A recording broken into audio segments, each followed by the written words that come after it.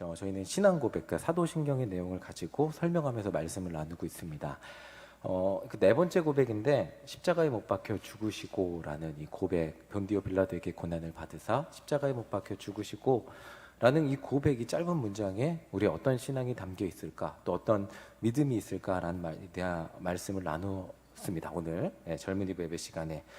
오늘도 함께 나눠보려고 합니다. 어제 저희가 청년부에서 서철규 형제 이제 수원에 카페 개업을 했거든요. 신방을 다녀왔습니다. 사진 보여주시면 그 청년들이 갔어요. 많이 갔어요. 그래도 차 봉고차 한 대 꽉 차서 가서 한 2시간 동안 수다 떨면서 왔는데 이렇게 즐겁게, 또 제 생각은 뭐 청년 한 명이 개업하고 잘 되면 저희가 모조리 같이 가서 축하해주고, 또 이 청년들이 나이가 어린데도 자기 돈으로 커피를 사주고 이러면서 잘 되라고 기도해주고 왔습니다.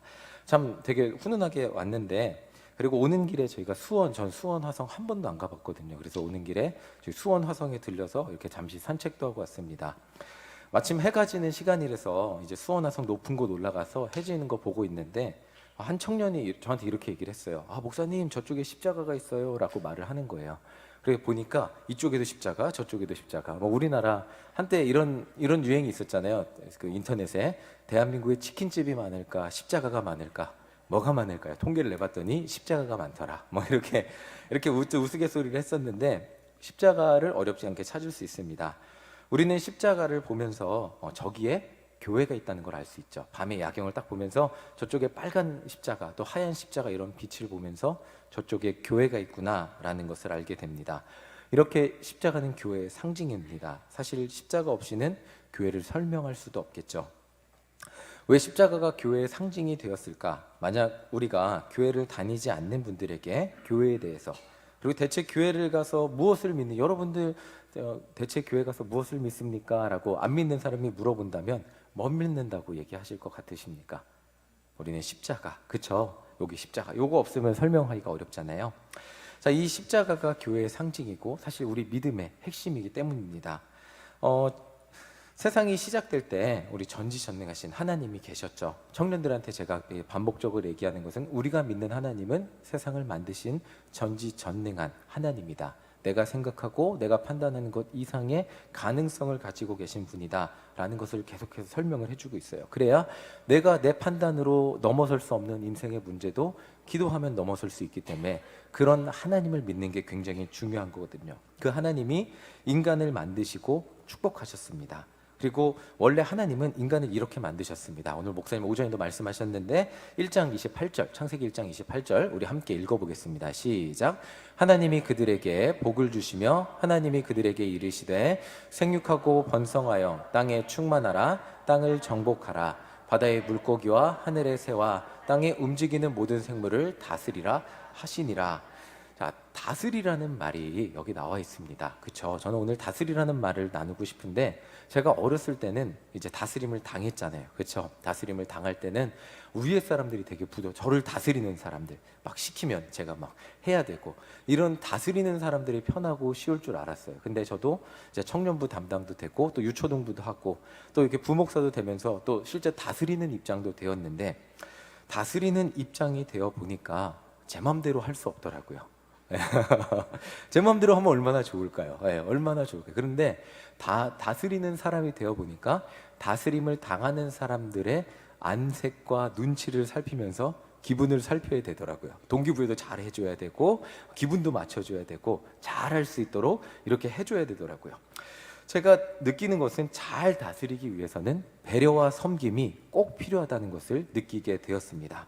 제가 목사라고 해서, 나는 부목사니까 청년들한테 회장 토요일날 아침 10시에 나와 라고 막 하면, 너 회장인데 10시에도 못 나와? 이런다면 회장 당장 그만두겠죠. 당장 그만두겠죠. 내 말을 따르라고 권위적으로만 명령한다면 제 주변의 사람들은 저와 함께하는 것을 힘들어할 것입니다. 잘 다스리는 것은 다스림을 당하는 상대방의 마음을 잘 파악하고 배려해서 그 사람들에게 교회라는 곳이, 특히 청년들에게 교회라는 것이 행복한 곳임을 느끼게 해주는 것이 잘 다스리는 것일 겁니다. 제가 청년부 처음 맡으면서 가장 기도했던 거는, 회장 임원했던 청년들이 저한테 그랬어요. 회장하고 나면 청년들 너무 힘들어한다고. 그래서 그 다음 연도는 청년부를 좀 쉬고 싶어 한다고. 이런 얘기들 많이 해서 제가 중고등부 회장할 때는 재밌었거든요. 즐거웠는데 왜 이렇게 힘들어할까? 교회에서 봉사하고 수고하고 헌신하는 게 힘들지 않았으면 좋겠다라는 생각을 가지고 기도하면서, 지금 저희 청년들도 마찬가지예요. 1시간 걸려서 오거든요. 막 분당에서도 오고 멀리서도 오는데, 이 청년들이 멀리서 와도 정말 1시간 걸려서 교회 오길 잘했다라는 생각이 들 수 있도록 그런 생각이 들면서 교회에 나오게 해주는 것이 잘 다스리는 것일 겁니다. 하나님은 인간을 창조하시면서 이렇게 이 세상을 잘 다스리라고 하셨어요. 세상을 만드신 하나님 기준에서 세상을 사랑으로 바라보면서 공평하고 배려 있게 다스리라고 하셨죠. 그런데 인간은 하나님이 먹지 말라고 한 선악과를 먹었습니다. 그리고 그때부터 인간 마음에 죄가 들어왔어요. 선악과를 먹은 인간이 이제 어떻게 됐냐면 선악을 자기 중심적으로 판단하게 됐잖아요. 자기 스스로 자기 중심적이 되어서 자신을 위해 선악을 판단하는 주체가 되었어요. 이전에는 하나님이 선이라 그러는 게 선이고 하나님이 악이라고 하는 게 악이었어요. 그런데 이제는 나한테 이로운 게 선이 되었고 나한테 해로운 건 악이 되었어요. 세상을 만드신 하나님의 기준이 아닌 인간의 기준으로 자식의 이익을 위해 판단하고 행동하는 것이, 그것이 이제 인간의 죄가 되었다는 것입니다. 이거를 조금 더 설명을 드리면, 한 가정의 판단과 결정의 주체가 부모님일 때는 그 가정은 그래도 바로 서 있습니다. 평안하죠. 그렇죠? 부모님이 살아 계실 때는 그래도 평안합니다.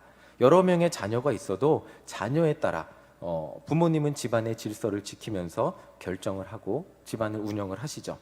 부모님도 사실 완벽하진 않아요. 그리고 이 자녀의 성향이 다르기 때문에 A, B, C한테 공평하게 해줄 수가 없잖아요. 저희 집도 마찬가지인데 인성이가 지아보다 더 많이 먹어요, 동생인데. 그러면 아이들이 뭐 완벽한 공평은 빵을 사면 50대 50으로 줘야 되는데 지아는 꼭 남기고 인성이는 더 달라 그러니까 6대 4로 나누면 맞거든요.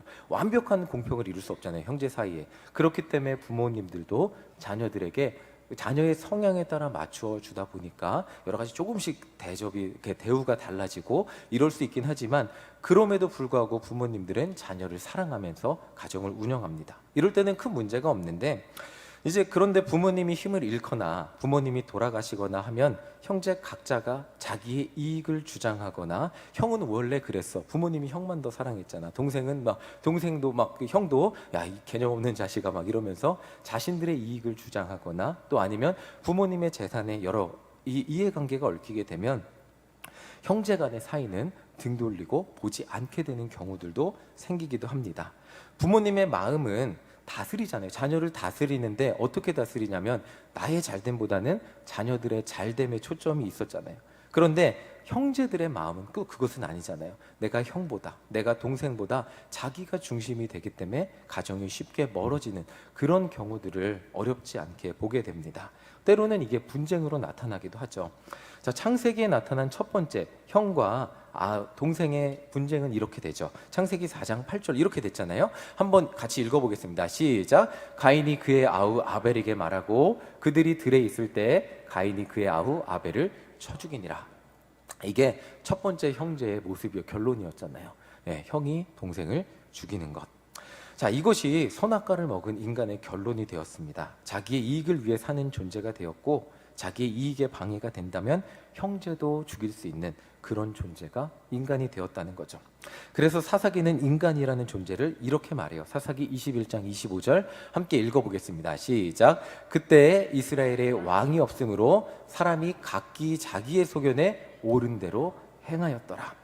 왕이 없으니까 그냥 자기 주장만 막 사방에, 어떤 상황인지 아시겠죠? 내가 옳다, 자기 소견에 옳은 대로 자기한테 근데 자기 소견에 옳다는 게 모든 공공의 이익을 위해서 그런 게 아니고 나한테 유리하고 나한테 좋은 것을 주장하며 살았다는 것을 이야기하고 있어요.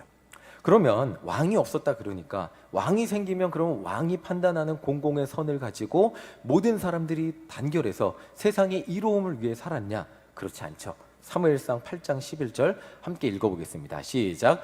이르되 너희를 다스릴 왕의 제도는 이러하니라. 그가 너희 아들들을 데려다가 그의 병거와 말을 어거하게 하리니 그들이 그 병거 앞에서 달릴 것이며. 이 이스라엘 백성들이 사무엘에게 왕을 원하니까 사무엘이 이런 경고를 해요. 그리고 이게 실제가 됐죠. 이 경고가 뭐냐면 이제 이 나라는 왕의 이기심을 채우는데 온 국민이 동원되는 나라가 될 것이다. 그러니까 자기 이익인데, 자기 이익, 누구의 이익이요? 예전에는 왕이 없으니까 자기 자신들의 뿔뿔이 흩어진 이익을 추구하다가 왕이 생기니까 왕의 이익을 위해 백성들이 희생하는 구조가 된 거예요. 어쨌든 인간은 인간의 이익을 위해서 그 자기 중심적인 생각에서 벗어날 수 없는 그런 쳇바퀴 속에서, 굴레 속에서, 죄악 속에서 살게 되었다는 것입니다. 하나님은 인간이 하나님의 마음을 가지고 하나님의 관점으로 세상을 바라보면서 다스리기를 원하셨지만, 인간은 그 누구도 자기 중심적으로 선악을 판단하며 나한테 이로운 것을 선이라고 판단하는 이 중심성의 굴레에서 벗어나지 못하고 살게 되었습니다. 그래서 하나님은 하나님의 아들 누구를 보내주셨죠? 예수 그리스도를. 그래서 보내주신, 인간이 도저히 벗어나지 못하니까 자기밖에 모르는 사람들, 한평생 자기만을 위해 그렇게 열심히 사는데 또 그 열심히 살다가 남한테 상처 주고 자기도 상처받고 그 아픔 때문에 흉터가 돼서 서로 미워하고 분쟁하며 살아가는 인간을 위해서 아들 예수님을 보내주신 거예요. 그리고 병든 사람들을 고쳐주시기 시작했습니다. 마음이 병든 사람들 고쳐주셨고, 그리고 또 몸이 병든 사람들 고쳐주셨습니다. 이 삭개오의 예를 한번 들어볼게요. 삭개오가 키가 작았잖아요. 컴플렉스가 있었잖아요. 그 컴플렉스가 있어갖고 사람들한테 무시당했을 거란 생각이 들어요. 그래서 나는 돈이 많아질 거야. 돈이 많아지면 사람들이 날 무시하지 않겠지 라는 생각을 했겠죠. 그래서 근데 돈 없고 백 없는 사람이 어떻게 돈을 잘 법니까? 뭔가 부당한 방법 써야죠. 그렇죠? 그래서 세금을 걷어서, 무자비하게 세금을 걷어서 자기 돈을, 자기 자신을 채웠습니다. 내가 돈이 많아지면 사람들이 날 무시하지 않겠지. 내가 부자가 되면, 내가 키가 작아도 내가 능력이 있으면 사람들이 무시하지 않겠지. 무시는 당하지 않게 되었지만 사람들이 삭개오를 두려워하게 되고 피하게 되고 멀어지게 되었습니다. 이게 삭개오의 결론이죠, 사실. 자, 이 삭개오는 자기가 돈이 많아지면 많아질수록 외로워지기 시작했어요. 삭개오는 자기가 부자가 되면 될수록 외로워지기 시작. 주변의 사람들은 없어지고 자기를 무서워하고 두려워했어요. 이게 본인이 원하던 결론은 이게 아니잖아요. 사람들이 나를 존경해주고 알아주고 인정해주는 게 나의 결론인데 그 결론이 아니고 반대로 갔어요. 어떻게 해도 빠져나오지 못하는 거예요. 내가 나를 위해 열심히 살면 살수록, 내가 나를 위해 열심히 돈을 벌면 벌수록 나는 그 늪에서 누군가의 자기가 돈 버는 방법, 피눈물 나는, 다른 사람의 돈을 빼앗는 그 늪에서 벗어나지 못하는 거예요. 그때 예수님을 만난 거예요. 예수님을 만나니까 그 상처들이 치료받기 시작했고, 그 상처가 치료받으니까 그제서야 그 삶을 풀어갈 지혜가 생기기 시작했습니다. 누가복음 18장 8절, 19장 8절입니다. 함께 읽어보겠습니다. 시작. 삭개오가 서서 주께 여짜오되 주여 보시옵소서, 내 소유의 절반을 가난한 자들에게 주겠사오며 만일 누구의 것을 속여 빼앗은 일이 있으면 내 갑절이나 갚겠나이다. 예전에는 막 어떻게든 뺏어서 내가 돈이 많아지면 그러면 사람들이 나를 알아주겠지 하고 살았는데 이제 그 삶이 아니라는 것을 깨달았고, 치료받으니까, 마음이 치료받으니까 이제 내가 하나님의 사랑, 어떻게 내가 사람들에게 어떻게 해야 되는지 알게 되었습니다. 그게 뭐죠? 그게 사람들에게 나누고 베푸는 삶이 되었다는 것입니다. 바로 이것이 하나님의 아들 예수님이 인간을 구원하신 구원의 모습입니다. 이 땅에 인간을 구원한 모형을 보여주셨다면 삭개오의 변화를 보시면 이해하실 수 있어요. 예수님을 믿으면 천국에 간다고 하는데 우리가 생각하는 천국은, 여러분, 천국은 어떤 곳이라고 생각이 드십니까? 그냥 내 기준에 몸 안 아프고 돈 걱정 없고 인생 그냥 근심 걱정 없으면 그러면 그런 곳이 천국입니까? 예수님이 보여주신 천국은 자기 중심적으로 살기 위해 나밖에 모르고 아둥바둥 나의 이익만을 위해 사는 그런 사람들, 남의 것을 빼앗으며 서로 미워하고 미움받으며 미움이 상처되고 흉터가 돼서 그렇게 한없이 그렇게 삶에 찌들어 사는 그 이 세상의 삶으로부터 구원받아 마음껏 하나님을 사랑하고 다른 사람을 마음껏 사랑하게 되는 사람이, 그 사람이 구원받은 사람이고 그 사람이 사는 이 땅에서의 삶이 천국의 삶이라는 것입니다. 삭개오는 지금 예수님을 만나 자신의 이익만을 위해 남의 것을 빼앗고 남의 눈에 피눈물 나게 했던, 그 세금 빼앗으려면 얼마나 피눈물 나게 모았던 걸 뺏었겠어요. 그렇게 막 피눈물 나게 했던 그것을 지옥 같은 삶에서 벗어나 자신이 잘 되면 잘 될수록 사람들은 자신을 미워했던 그 굴레에서 벗어나 이제는 다른 사람에게 나누어 주고 그 사람들이 나에게 감사하고 사랑해 주는 천국을 살게 된 것입니다. 바로 이것이 하나님의 아들 예수님이 이 땅에 오셔서 우리에게 보여주신 진짜 인간을 위한 하나님의 구원이라는 거예요. 이것을 청지기에 적용해서 말한다면 나 혼자만을 위해 사는 삶에서 벗어나 다른 사람을 위해 하나님을 위해 살게 되는 것이 예수님이 이 땅에서 보여주신 구원이라는 것이에요. 인간은 아무리 열심히 살아도 나 자신을 만족시킬 수 없잖아요. 마음속 근심과 두려움이 겉으로는 괜찮은 척 하겠죠. 그런데 자녀한테도 말 못하는 게 있죠. 저도 부모님께 말하지 못하는 이런 근심과 걱정과 두려움이 해결되지 않으니까 더 열심히 삽니다. 하나님은 그런데 인간을 선하게 창조하시고 인간이 이 땅에서 행복하게 살기를 원하셨어요. 그런데 인간은 자꾸 자기 혼자 힘으로 하나님을 의지하지 않고 자기 혼자 힘으로 인생을 책임지려고 하니까 자기 중심적이 되니까 오히려 근심 걱정에 매이게 되었죠. 그런 인간에게 예수님이 보여주신 진짜 구원은 자신의 삶을 내 삶의 문제는 하나님께 맡기고 내 삶의 것들을 다른 사람에게 나누어 주며 사는 삶이라는 거예요. 세상의 법칙과는 전혀 다르게 나 혼자 외롭게 나 혼자 책임지려고 하면 노력하면 노력할수록 괴롭고 힘이 든데 내가 가진 것으로 다른 사람을 사랑하고 섬기면 천국이 된다는 것을 가르치신 것입니다. 사진 한번 보여주세요. 사진 보여주시면 저희 집 셋집이 3명이 됐어요. 예, 그렇죠. 막둥이가 태어나서 8살 9살 차이 나는데 지아 인성이도 애들 같은데 진짜 갓난이가 집에 왔어요. 목요일날 왔는데 마윤성입니다. 기도해 주세요. 마윤성인데 지난주 새벽 시간에 제가 기도를 했어요. 셋째 아이가 태어나서 너무너무 감사하더라고요. 마음이 너무 따뜻했어요, 그날. 그렇게 감사하며 기도하고 있는데 문득 제가 이제 유학 갔을 때부터 지아 낳았을 때부터 이제 이 아이가 태어날 때까지 쭉 파노라마처럼 스쳐가더라고요. 근데 이제 제가 가장 미국에서 매번 말씀드리지만 저를 지배했던 생각은 돈 걱정이었어요. 진짜 돈이 없었던 것도 있었는데 그때 기도하면서 깨달은 거예요. 저는 돈이 없어서 힘들었다고 생각을 했는데 그러니까 지난주 새벽 시간 기도하면서 하나님이 제 마음에 두신 것이 뭐냐면 돈이 없어서 망할까 봐 가졌던 두려움이 더 컸다는 생각이 너무 크더라고요. 기도하는데 저도 모르게 제가 중학생 때 시절이 생각이 났어요. 그때가 언제냐면 저희 아버지가 작은 아버지 사업을 한다고 보증을 섰는데 작은 아버지가 그때 이제 사업이 망했어요. 그래서 아버지까지 같이 망한 거잖아요. 그럼 보증을 섰으니까 정말 제가 학교 갔다 오면 맨날 전화 왔어요. 전화기를 켜놓을 수가 없었어요. 그래서 제가 일부러 전화기 이렇게 들어놓고 전화가 너무 많이 와갖고 그때 그 아버지 부모님은 너무 힘들어하시고 제가 그 집이 어려워지는 것을 보면서 그 사춘기 시절에 중학교 2학년이었던 것 같아요. 그 시절에 보면서 저는 그때 이런 생각을 못했는데 기도하면서 제가 내가 이런 생각을 했었구나. 돈이 없으면 정말 큰일 나는 거구나. 돈이 없으면 이 집이 이렇게 힘들어지고 부모님이 눈물도 흘리고 굉장히 괴로워지는구나. 돈이 없으면 안 되는구나. 큰일 나는구나 라는 생각이 제 마음속에 그때 깊이 들어왔던 것 같아요. 돈 없으면 인생 이렇게 된다는 두려움이 저도 모르게 그때부터 가졌던 것 같아요. 그리고 그때부터 실제로 돈이 돈을 낼 돈이 없어서 두려운 것보다 전기가 끊겨서 두려운 것보다 돈이 수지 타산을 따져보면 적자가 날 것 같으면 그때부터 두려움이 찾아와서 견디지 못하는 숨쉬기도 힘들었던 두려움 때문에 미래를 예상했을 때 제 마음에 두려움이 찾아왔던 거예요.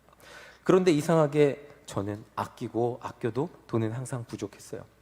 신기하게 미국 교회에 함께 있던 청년들 그 밥을 막 사주고 그랬거든요. 그때도 막 사줬어요. 근데 신기하게 그렇게 사주면 그렇게 빈돈이 채워지는 것들을 경험했어요.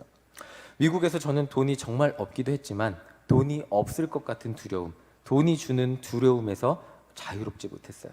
그런데 내가 그런 두려움이 있었구나라고 막 눈물이 나더라고요. 그리고 기도하는데 따뜻한 마음이 하나 드는 게 뭐냐면 그런데 내가 지금까지 너를 다 책임지지 않았니? 지아도 먹이고 인성이도 먹이고 새로 태어난 아기도 먹이고 입힐 거다라는 그런 마음을 주셨어요. 따뜻한 마음이 들었어요.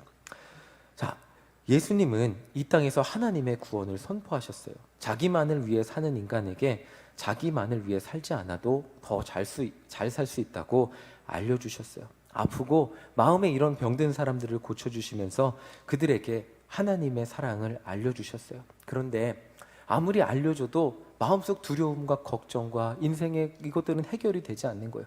하나님의 사랑을 이해하기는커녕 이 종교 지도자들이라는 사람은 자신들의 밥그릇 그거 위협을 받으니까 예수라는 사람을 십자가에 못 박아 버리자 결정하고 죽이자 그런 거예요.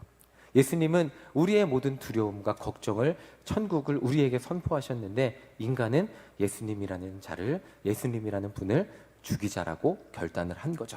자, 오늘 우리가 사도신경에서 고백했던 본디오 빌라도가 그 인간의 이기심의 상징이에요. 마태복음 27장 23절 함께 읽어보겠습니다. 시작.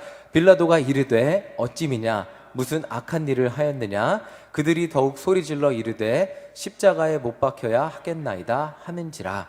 빌라도가 신문을 해보니까 고발을 당해서 왔는데 신문해 보니까 죄가 없는 거예요. 그래서 풀어준다 그러니까 무슨 악한 일이 있느냐 그랬는데 이 사람들이 계속 소리를 질러 이스라엘 백성들이 유대 백성들이 소리 질러 죽이라고 하는 거예요. 24절 보겠습니다. 24절 읽어보겠습니다. 시작. 빌라도가 아무 성과도 없이 도리어 밀란이 나려는 것을 보고 물을 가져다가 무리 앞에서 손을 씻으며 이르되 이 사람의 피에 대하여 나는 무죄하니 너희가 당하라. 그러니까 이 당시 로마의 총독이 빌라도인데 빌라도의 가장 큰 임무는 평화를 유지하는 거예요. 이 유다 지역은 지금으로 치면 반란이 일어날 만한 굉장히 위험한 지역이거든요. 그래서 밀란이 일어나지 않는 게 그 사람의 첫 번째 직무였어요. 그런데 이 빌라도에게 정의감이 있었다면 죄가 없는 예수님, 자기도 죄를 못 찾았잖아요. 그럼 풀어줘야 되는데 밀란이 일어날까 봐 예수님을 죽이라고 명령한 거예요. 자, 빌라도에게 중요한 것은 정의나 공평보다 중요한 것은 자기의 자리였겠죠. 자기가 통치할 동안 밀란이 일어나면 자기 승진에도 불리하고 자기 로마 정권에서 자기 자리도 불리하기 때문에 그냥 예수님을 죽이라고 한 거죠. 자기한테 불리하니까. 자, 이것이 본디오 빌라도가 한 결정이었습니다. 자, 예수님은 정말 인간의 입장에서 보면 이렇게 억울한 죽임을 당하셨습니다. 아무 죄도 없이 이렇게 죽임을 당했습니다. 자, 그런데 하나님은 죄 없으신 예수님을 십자가에서 모든 사람을 위해서 죽게 하심으로 모든 사람이 예수님을 믿으면 죄로부터 구원받게 하셨죠. 자, 로마서 5장 6절 함께 읽어보겠습니다. 함께 읽겠습니다. 시작. 우리가 아직 연약할 때에 기약대로 그리스도께서 경건하지 않은 자를 위하여 죽으셨도다. 자기밖에 모르는 인간, 자기밖에 모르잖아요. 자기밖에 모르고 자기 자신밖에 모르는 이런 연약한 존재, 그 인간을 위해서 그리스도는 죽으셨다는 것입니다. 그 인간이 예수님을 믿기만 하면, 예수님이 우리를 위해 죽으셨다는 것을 믿기만 하면 뭐냐면, 예수님이 우리를 위해 죽으셨다는 것을 믿기만 하면 가난한 사람이 부자가 되고 돈이 많아 막 그러는 것이 아니고, 아둥바둥 내가 남의 돈을 막 이렇게 아둥바둥 부자가 되려고 성공하려고 노력하며 사는 것이 아니라, 내가 가진 것을 남에게 나눠 주어도 내 삶이 축복으로 더 채워지고 더 채워지고 더 채워지는 그런 선순환의 구원의 삶을 살 수 있도록 구원해 주셨다는 거예요. 인간은 누구나 세상에서 가르치는 거는 누구나 남보다 잘 돼야 되는 거예요. 남보다 높은 곳에 있어야 되는 거예요. 내가 남보다 우러러 보이는 것이에요. 그리고 남의 것을 내가 많이 가져야 성공하는 거예요. 제가 물어봤어요. 주식하는 청년한테. 주식 전문가 있잖아요. 그래서 주식이란 게 내가 투자해서 부자가 되려면 어떻게 해야 돼요? 물어봤더니 누군가는 손해봐야 돼요, 목사님. 그러다 주식 시장 안에 돈이 정해져 있고 누군가가 낮은 값에 파는 걸 내가 사갖고 비싼 값에 팔아야 부자. 이게 세상이잖아요. 이게 누군가가 손해봐야 내가 부자가 되는 게 이게 세상인데, 지금 예수님은 이 세상의 구조를 바꾸셨다는 거예요. 세상으로 치면 얼마나 억울합니까? 잘 생각해 보세요. 십자가에서 자기 생명을 남을 위해 주셨어요. 아무도 그 당시에 알아주지 않고 심지어 자기를 죽이라고 하는 사람들 앞에서 죽었습니다. 세상에서는 남을 위해 자기를 희생하는 것을 바보라고 합니다. 아닐까요? 내가 누군가를 청년들한테 물어봤어요. 회사에서 일을 하는데 회사에서 그런데 너무 열심히 하지 말라고. 열심히 하면 일만 늘어난다고. 맞잖아요. 이게 당연한 이치잖아요. 너무 열심히 하면 다음에도 또 부탁하잖아요. 바보가 되잖아요. 예수님은 누구도 알아주지 않아도 자기가 가지고 자기가 줄 수 있는 가장 값어치 있는 것, 그러니까 자기가 줄 수 있는 모든 걸 줬어요. 그게 뭐예요? 생명이잖아요. 다 줬어요. 그냥 사람들을 위해서 줄 수 있는 것을 다 주셨어요. 그리고 자기 희생의 결말은 죽음이 아닌 새로운 시작임을 보여주셨어요. 다 주고 나면 나는 바보 되는 거 아닙니까? 지금 가장 두려운 게 뭘까요? 내가 희생하고 내가 헌신했는데 나만 이용당하고 세상에서 버림받으면 어떡하지? 나만 바보 되는 것 같은 느낌이 너무너무 싫은데, 청년들이 가장 두려워하는 게 조별 발표할 때 자기만 두목하고 다른 사람 놀고 나만 바보 되는 것 같은 게 너무 싫은 거예요.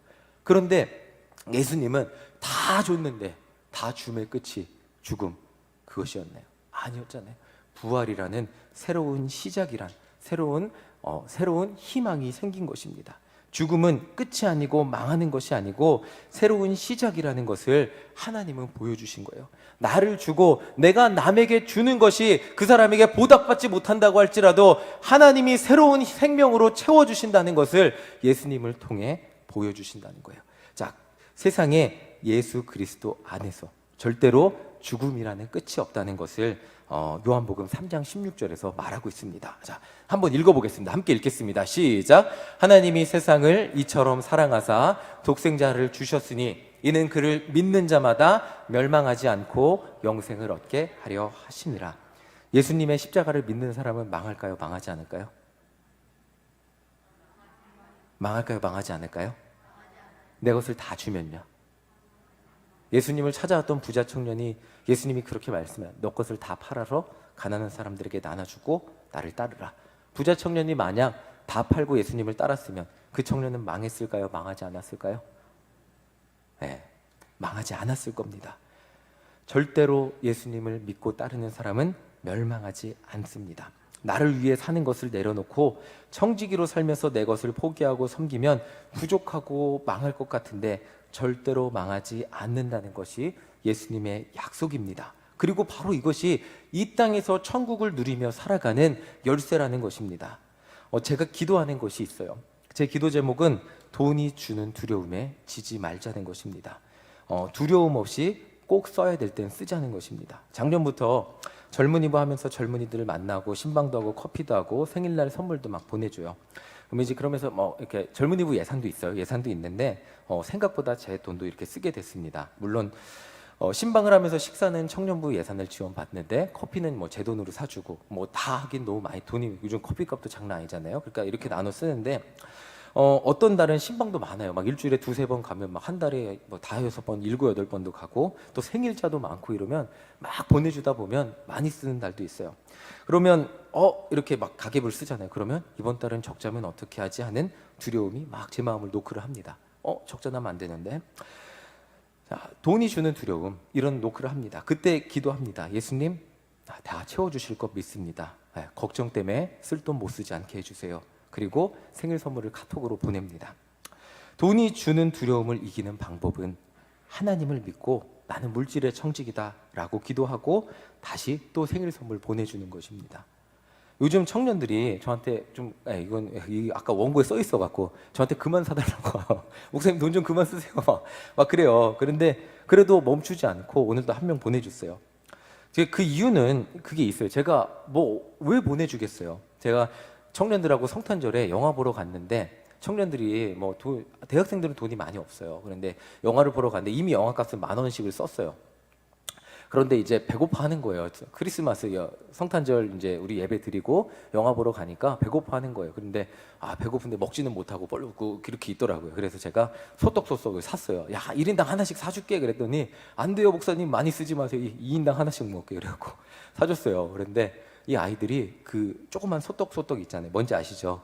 그걸 먹는데 너무 맛있어 하는 거예요. 근데 제가 그때 돈을 2만 얼마밖에 안 썼거든요. 근데 제가 언제 쓰면서 가장 행복했던 2만 원이었어요. 아이들이 너무 맛있게 먹는데 목사님 너무 감사합니다 그러는데 이 2만 원 갖다 이렇게 행복할 수 있구나라는 것을 느끼게 되더라고요. 제가 청년들한테 왜 뭘 보내주고 청년부 부흥해야 되니까 이렇게 제가 한번 보내주면 예배 나오겠지 이런 게 아니고 써보니까 그 아이들이 행복해하는 모습을 보면서 제가 저를 위해 어떤 옷을 사거나 저를 위해 뭐를 사는 것보다 더 큰 행복을 거기서 느끼게 너무너무 큰 행복을 느끼게 되더라고요. 재물은 여기에 써야 되는 거구나라는 것을 스스로 느끼게 되면서 청년들과 함께 사용하게 됩니다. 자, 그 다음 사진 한번 보여주세요. 이렇게 어제도 이렇게 수원 화성 갔어요. 수원 화성 가서 아까 말씀드렸는데 이 시간이 5시 반이었어요. 신방을 갔다가 2시쯤 갔다가 철교영전에 가게에서 5시에 나오고 이제 빨리 와서 저도 좀 업무도 마무리하고 설교 준비를 해야 되는데 수원 화성, 그래도 수원에 갔으니까 화성에 들려서 걷기도 하고 대화도 했어요. 그리고 이제 교회 와서 업무 마무리 하니까 한 10시쯤 되더라고요. 피곤하더라고요. 그래도 제가 이런 마음이 들었다면 이렇게 못했을 거예요. 청년부 너무 힘들다. 시간도 많이 써야 되고 애들도 많이 만나줘야 되고 돈도 써야 되고 너무 힘드네. 이런 마음이 들었다면 청년부 할 수가 없었을 거예요. 그런데 이 설교를 준비하는 내내 저 사진을 보면서 한번 그 사진 한번 다시 보여주실래요? 그렇죠. 전 사진 보여주시면 한 명도 물론 사진 찍으니까 그렇죠. 근데 찡그린 사람은 없잖아요. 이 행복해하는 아이들의 모습을 보면서 저는 사역의 이유를 여기서 찾게 되더라고요. 제 시간을 여기에 썼던 것을 굉장히 후회하지 않고 기쁘게 되더라고요. 예수님은 자기밖에 모르는 우리를 위해 십자가에서 자신을 주는 모범을 보이셨어요. 내 것을 다 내어준다 할지라도 심지어 생명을 준다 할지라도 하나님은 나를 책임지시고 내 삶에 필요한 것을 더 넘치게 공급한다는 것을 하나님은 예수님을 통해 우리에게 알려주셨어요. 여러분들은 한평생 예수님 믿으면서 살면서 어떤 사람으로 기억되고 싶으십니까? 어떤 사람은 그런 사람 있잖아요. 교회 다니는데 그 권사님은 세상 사람들보다 다 안 믿는 사람보다 더 이런 이야기를 듣는 사람이 되고 싶으십니까? 아니면 정말 권사님답다. 정말 나눠주길 좋아하고 사랑해주고 기도해주고 정말 그분 같다는 없는 그런 분이 되고 싶으십니까? 내 것을 주고 또 주어도 또 나누어 줄 수 있는 그런 사람이 되고 싶지는 않으십니까? 아까 그 사진 한번 보여주세요. 네, 이제 마지막 얘기인데 제가 저희 아내한테 들은 얘기예요. 이거는 이 밑을 한번 보세요. 이 밑이 뭐냐면 모유를 배부르게 먹었을 때 더 이상 이제 모유를 갈구하지 않는 만족의 입술이에요. 입술이 안으로 들어가요. 배고플 때는 저거 제가 안 와도 자꾸 제품을 이렇게 파고들어요. 이렇게. 그리고 아빠 여기를 가슴을 이렇게 자꾸 이렇게 파고드는데 어쨌든 아내가 신기한 말을 하더라고요. 저도 잘 모르는데 셋째 젖을 주는데 처음에는 잘 안 나온다고 분유를 줘서 애가 배부르게 되면 아이도 엄마 젖을 잘 안 빨고 전량이 줄어들고 그런다 그러더라고요. 근데 힘들어도 계속 모유를 먹이면 젖 분비량이 늘어나서 아이를 배부르게 먹이게 된다고 젖도 계속 늘어난다 그러더라고요. 자, 우리 안에 있는 예수님의 사랑도 재물도 시간도 모두 마찬가지입니다. 처음에 주는 게 어려워요. 어색하고 시간을 남을 위해 쓰는 것도 어색하고 다 어색해요. 그런데 신기하게 주면 줄수록 우리에게 더 채워지는 것을 느끼게 됩니다. 제가 청년들한테 주면 줄수록 이상하게 또 다른 분들이 저에게 채워주는 것을 느끼게 돼요. 그리고 청년들도 목사님하고 저 가끔씩 밥도 사주는 것을 느끼게 되고 이상하게 저에게 더 많은 것으로 채워지는 것을 느끼게 됩니다. 그리고 저 때문에 많은 사람이 웃는 것을 보면서 제가 사는 천국을 느끼게 됩니다. 제가 어떤 진짜 좋은 옷을 샀을 때보다 이런 첨단 전자기기를 사면서 즐기는 것보다 이것보다 더 행복한 게 뭔지를 사역을 하면서 깨닫게 됩니다. 일신교회 와서 여러분들과 함께 사역하는 게 이렇게 즐거운 것인지 몰랐어요. 매주 제가 최성곤 장로님께 우스갯소리로 하는데 장로님 100살까지 전도 같이 나가요. 이렇게 전도 같이 나가는 게 이렇게 행복한 것인지 몰랐고요. 여러분들 주일날 매주 만나서 건강하셨죠? 웃으면서 이야기하고 대화하는 게 이렇게 행복한 것인지 몰랐고 청년부 만나서 이렇게 함께 할 수 있는 게 이렇게 행복한 것인지 몰랐습니다. 제가 섬김으로써 여러분들이 웃고 제가 시간을 나누어 드리고 제가 무언가를 여러분들을 위해 해드리면서 여러분들이 웃는 것을 보면서 제 마음이 세상에 어떤 것으로 채워지는 행복보다 더 큰 행복으로 채워지는 것을 느끼면서 저는 일신교회 사역을 감당하는 이곳이 저에게는 천국이 되었습니다. 여러분들 그 천국을 살아가시기를 간절히 소망합니다. 본디오 빌라도에게 예수님은 십자가에 못 박혀 죽으셨습니다. 나의 모든 자기 중심성을 십자가에 같이 갖고 가서 못 박으시고 내가 너희들을 위해 생명을 주었듯이 너희도 다른 사람들을 위해 가족을 위해 너희 것을 주어봐라. 그리고 너의 이웃을 위해 너희 것을 주어봐라. 너희 주변 사람들을 위해 너희가 줄 수 있는 것을 마음껏 주어라. 그러면 내가 더 넘치게 채워줄게 라는 것을 약속해 주셨습니다. 십자가에 우리의 자기 중심성을 모두 내어 못 박아 버리고 우리의 사랑, 우리의 시간, 우리의 재물, 청지기로서 모두 다른 사람을 위해, 세상 모두를 위해 섬기며 살아가는 우리 모두가 되시기를 간절히 소망합니다. 정말 하나님이 나에게 더 많이 넘치게 채워주셨어요 라고 이 앞에서 간증하는 우리 모든 성도님들 되시기를 간절히 소망합니다. 아멘.